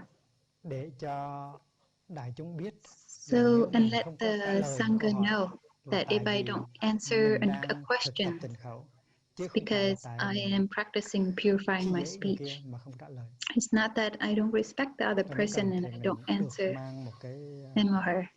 If needed, dấu you hiệu can wear a là badge or mình đang thực a tập. sign or something to say that I am practicing Đây purifying là my một cái speech. thực tập rất phổ thông ở Việt Nam. This is a very popular, very common Thì practice trong cái in sự chung Vietnam. đụng với những người khác, In the interaction and khi mà friction cái with giận của other mình, people, khi mà sự when bực bội của now mình trào lên, anger, thì thay vì irritation nói ra comes liền up, lập tức thì mình không nói. because instead of saying something right away, Mình không we nói don't nhưng mà say mình it. không có ém xuống. We don't Mình say về it, phòng but mình we don't suppress it. và We mình go back viết to câu our đó ra room and we write với cái câu the mà mình đang sentence muốn nói ra. down, the sentence that you want Mình to ghi ngày say, đàng hoàng, ngày and tháng you write năm đàng hoàng. the date Nói and the trong trường hợp time. đó mình đã tính nói câu này, nhưng mà vì In this mình situation, I wanted cho to say mình cho this, nên mình đã không but nói. I didn't. But I was Tức là mình practicing cũng nói purifying my nhưng mà nói speech. một cách I didn't. You do ít nguy speak, hiểm hơn. but you speak in a way that's less dangerous.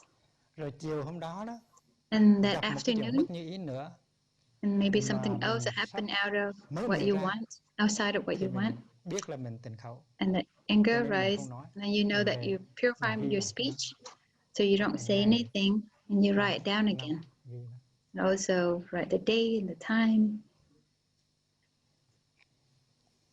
Và buổi chiều trong cái giờ And thiền in the tọa, evening, mình đem cái này ra during mình đọc. the sitting meditation, you bring these out Và mình to nói, look deeply. giá dù hồi sáng mình đã nói câu And đó you say thì that, sao?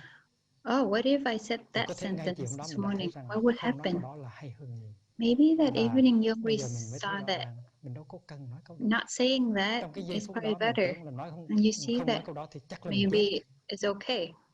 That chắc là chết.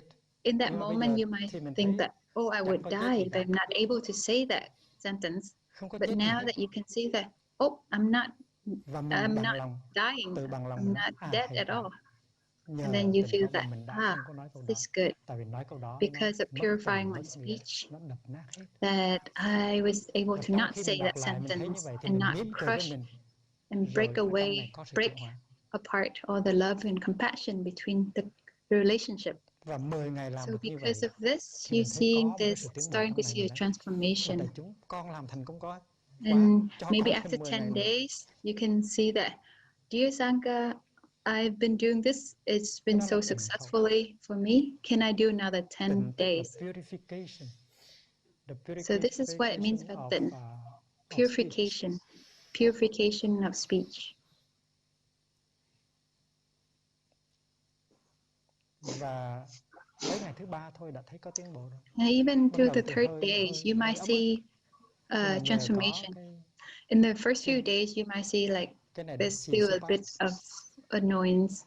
cho nên mình I sống can't lại. say something, Và cái này but at thành least ra you một have người this bạn part rất to là thân release của the mình. pressure so that you can leave. Và ngày nào And cũng this ghi lại những câu notebook mình muốn becomes nói a good và friend mình to đã you. không And nói. each day Thì mình mới you thấy rõ write ràng down phép the tịnh khẩu things you want to say, không but có you khó didn't khăn say. gì mấy, ai cũng có thể làm được. After a Và while, nó you có see that cái this is not so sự chuyển hard. hóa rất lớn. Everyone can do this practice, and yet it can bring about a great transformation.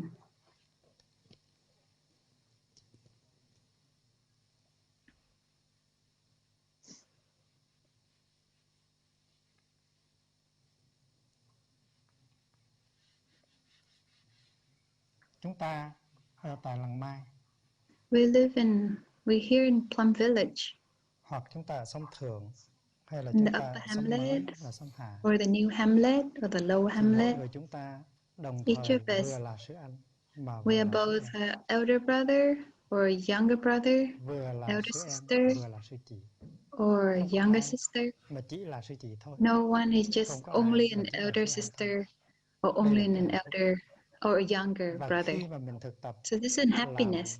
sư anh, When you practice mà to be mình thực tập cho an đàng hoàng elder thì mình brother, tiến hóa and rất you lớn. put Chứ that, còn làm anh do thôi that là with bước all đầu your làm sao? effort, Hoặc là you chỉ cần làm can make em a thôi là đã không transformation. thể chuyển hóa được.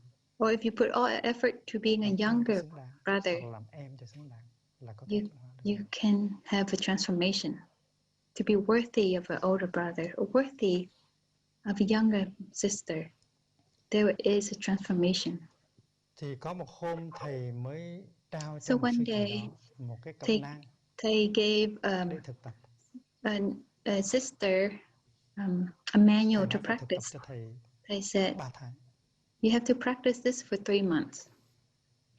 Và cái phương pháp này And this là một method phương pháp tịnh khẩu.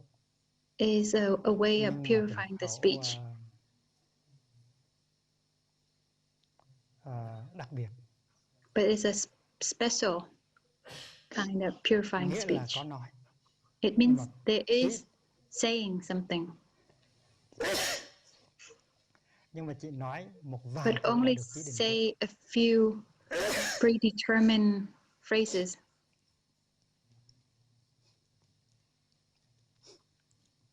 Chắc là sau pháp thoại này thầy phải tịnh Maybe khẩu. after this Dharma talk, I should do purifying of my speech too.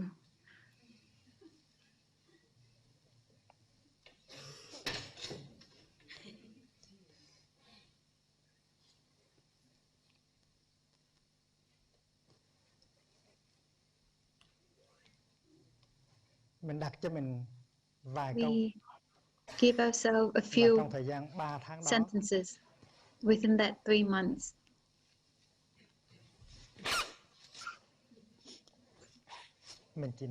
Mình chỉ sử dụng mấy câu đó thôi. You only use those few sentences. Thì thầy mới đề nghị 2 câu. So Thay suggested these 2 sentences.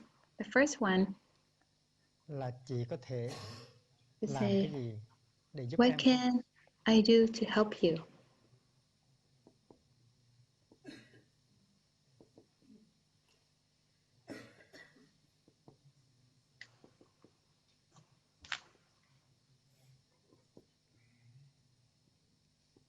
Cái này là học cái nghệ thuật làm chị. She's learning the làm hạnh art phúc cho to em. be an older sister, Và to create happiness for your younger làm sibling. em mình có hạnh phúc á, When you make your younger sibling happy, mình đẩy ra then công that việc happiness comes back to you. You can't even force it away. Có những em nó có nhiều công việc. Even if your younger sibling Mà has mình có đòi many hỏi mình có sai đâu gì hết. tasks, Không and có you cần là don't em phải làm cái này cho chị, order em or phải làm cái này cho chị. request, Mình đừng you có have to nói do như this vậy. for me or do that for me. No, don't say that. Tại cái này là cái thực tập đặc biệt của mình. This is a Thành special ra mình practice tới, for mình us. hiến We come here, we come and we cái offer, công tác của mình, cái we service của offer mình cho em mình. our service Em to có this cần other chị giúp person. em cái gì hay không? Nói một câu What đó. do you need me to do something? Do you need me to do something for you? Just that sentence only. Chỉ nói một câu đó. That one sentence. Câu này nó không có nghĩa là This sentence doesn't mean chị có rất nhiều thời giờ. I have a lot Chị of có time. công việc của chị. I do not have anything else to do. Câu này It means là một cái câu nó có mục đích it's a nói với em mình sentence that rằng has là the chị đừng có đòi aim hỏi em gì hết. to say, Chị muốn I do thương not em need thì you chị to muốn be giúp em. something, to do something. I just want to love you and to help you. Nếu cần thì mình bỏ hết tất cả những công việc And if needed, we can let mình làm hàng ngày. all the work that we do every Không day, có gì quan trọng hết. all the tasks, Bằng cái sự nothing thực tập is và chuyển as hóa của mình. important Nếu mình thực tập as và mình your chuyển hóa practice and thì đó là transformation. cái hạnh phúc lớn nhất If you mà practice mình and you have có transformation, thể that hiến tặng is cho tâm the greatest happiness you can Còn offer ngoài to ra, your Sangha. những cái khác đều là thứ yếu. Beyond that, the Cho other nên trong things 3 are tháng hay 6 supplementary. tháng đó, So those 3 cái thực tập months của or mình 6 là quan months, trọng. your practice is the most important. Câu thứ hai The second là sentence chị is, làm như vậy. I did it like this. Làm như vậy. Em thấy có được không? Do you think it's good? How do you see that?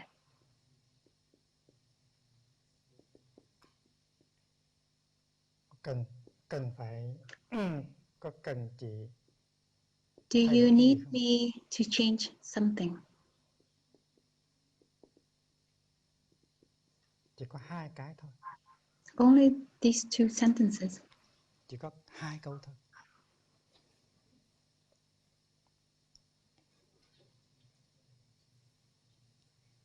Và mình dùng 24 giờ đồng hồ của mình And you use để chỉ làm 24 việc đó. hours a day to just do these 2 things.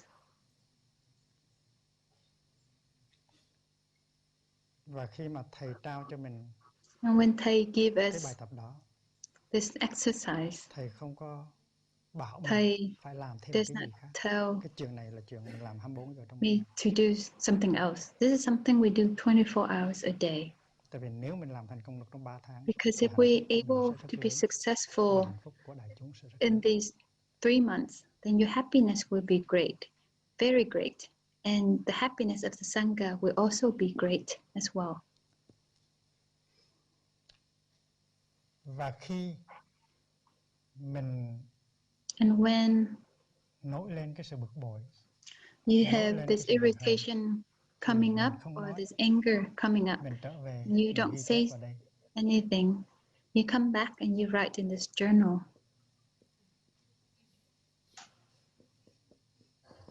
Và mình quán chiếu. And you look deeply.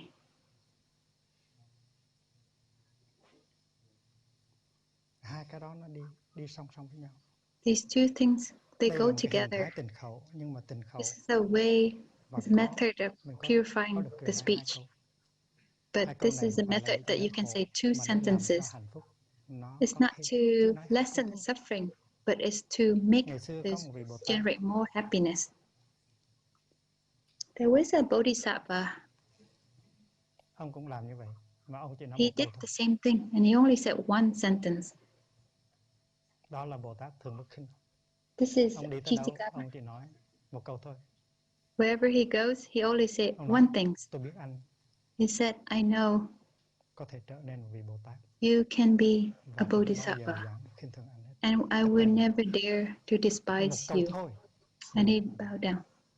This is Sara Và trong khi Pariputra. nói câu đó có nhiều người phấn khởi, And he said only one sentence. nhưng mà có những người And không some hiểu. people would Nhưng mà feel anh chàng very này happy. muốn chọc mình, Other people feel đánh một bàn angry, tay. and they slap him. Anh chàng cũng chắp tay và nói lại câu đó. And he still bows, and he Một said the câu. same sentence, only Và one vì cái hành sentence. đó, vì cái câu nói đó, And because of that cho nên vị Bồ Tát đó được gọi là Thường Bất sentence, Khinh Bồ Tát. so Và that's không có why dám this khinh thường. bodhisattva Tôi không has dám that khinh thường name of ai. never disparaging, never despising anyone. Thì khi mà thầy trao cho sư chị cái cẩm nang này, cái bài When tập này, thì I thầy give nuôi the dưỡng rất nhiều sister hy vọng.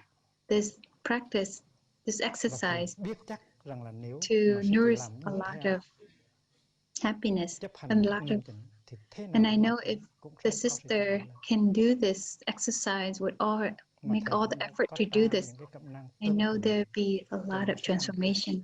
những sư em khác. I give a Chàng cần similar quán chiếu và exercise biết to other rằng brothers and sisters, cái người này cần and cái I người look này, cái deeply người kia because cần I cái người know kia.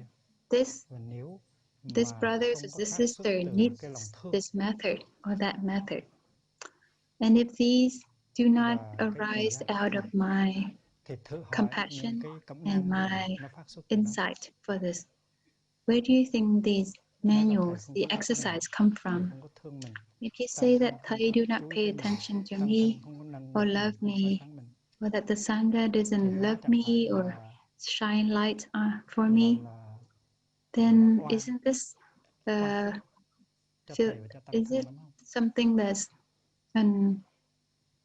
not a correct perception Thầy có thể làm gì to hơn, Thay and tăng the thân có thể Sangha? làm gì hơn để giúp mình? What can Thay do more to help? What can the Sangha do more Và to đây help? là một cái môi trường rất thuận lợi This is a very để mình có thể tu beneficial, tập chuyển hóa. supportive Và environment nếu trong môi trường này for mình không có hạt practicing công and phu được, transforming. mình không có And làm được, if this thì thử hỏi trong một môi trường environment nào and you do mình not có thể make the làm được điều đó? determination to practice, then where else? In what environment can you Bước practice chân this? và hơi thở của mình nó quyết Your định tất cả. steps and your breath, Nếu không nắm được cái it bước chân, can không có make the nắm được hơi thở, decisions. If you're not thì mình able cũng to sẽ không có làm được follow những your cái bài breath, tập nào your khác. steps, then you cannot do these other Và exercises. mình làm cái điều đó là làm cho ai? And what do you Làm do cho bản this thân mình exercise và for? cũng For làm cho who? tăng thân. Tại vì It's sự for chuyển you hóa của một and người also for trong your tăng thân Sangha, là một cái niềm vui lớn của tăng thân. because it can create a great happiness in the Sangha.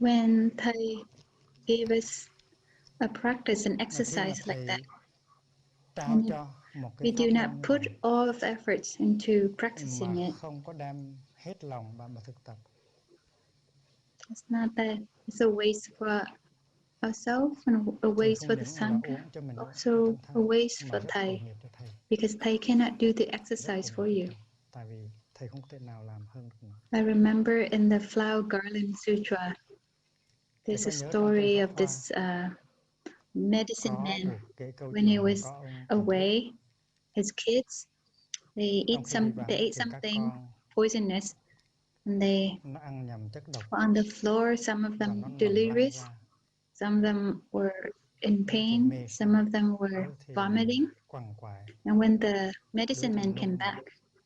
and Và he khi took ông out the thầy ông về medicines rồi for his kids, thì ông mới some of lấy phát them cho will các take the con được. medicines, Có một số and some of the other những đứa kids con do not want to take the thì nó nằm, medicine.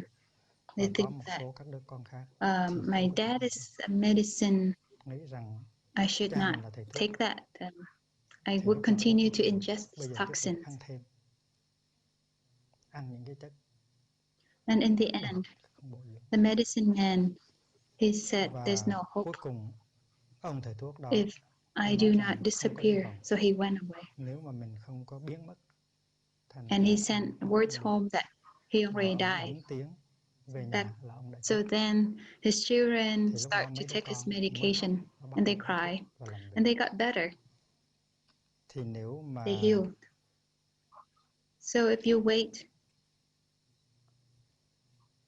nếu mà until I đời go thầy away or I pass away, and it's a bỏ bit of đi a và thầy waste, tịch a rồi pity thì mới for thực tập Thay thì hơi and hơi uổng cho mình và hơi uổng for cho us. thầy. Tại Why do sao you không have thực to tập wait? liền bây giờ để cho thầy niềm vui, You cho bản can thân mình bring vui the mà joy lúc and nào happiness to như Thay là in the những đứa con Sangha như right vậy. now. Thì tất This cả is những câu all chuyện mà thầy these dạy nó stories đều có thật hết. is true. Và vì vậy cho nên So we have chúng to ta take this phải opportunity to practice nắm bắt right in cơ this hội moment. mà thực tập ngay If ngày you're hôm nay. able to Hễ do muốn that, là to chúng ta có thể practice, làm được. do it. Đừng có kéo dài. Do not prolong, procrastinate on it any longer.